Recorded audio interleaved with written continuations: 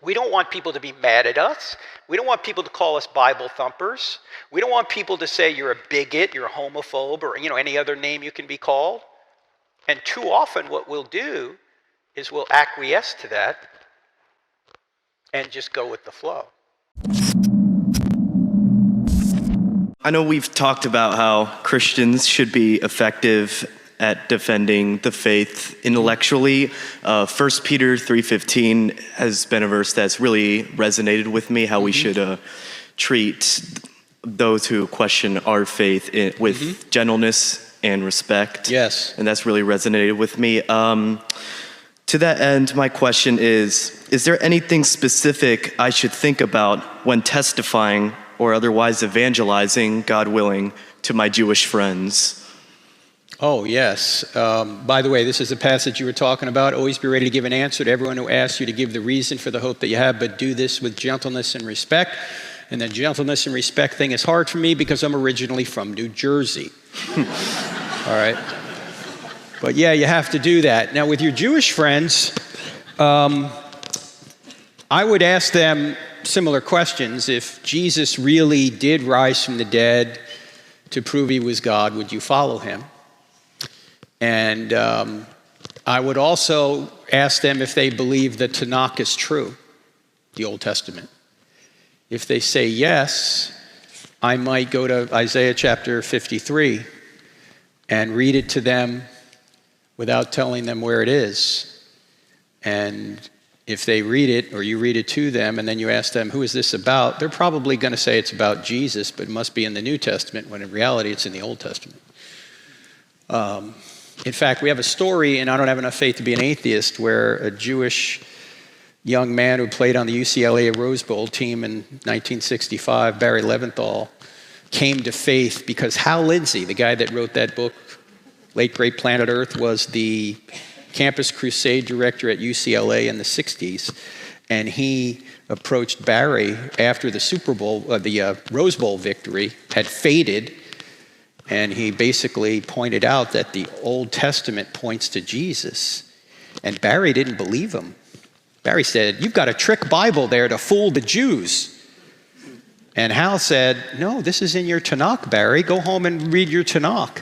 And when Barry went home and read his Tanakh, and he read the passages that Hal had given him, he intellectually knew Jesus was the Messiah.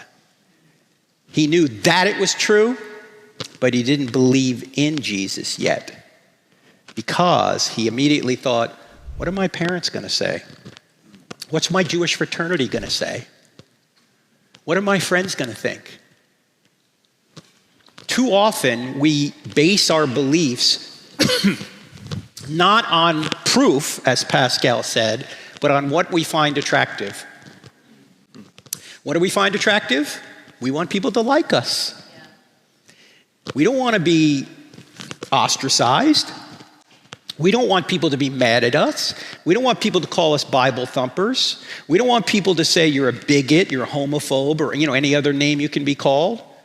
And too often what we'll do is we'll acquiesce to that and just go with the flow. In fact, I think his name is Morgan Housel. I don't think he's a Christian, he's just a business guy. He wrote a book about money not long ago. And he said something like this, I'm paraphrasing.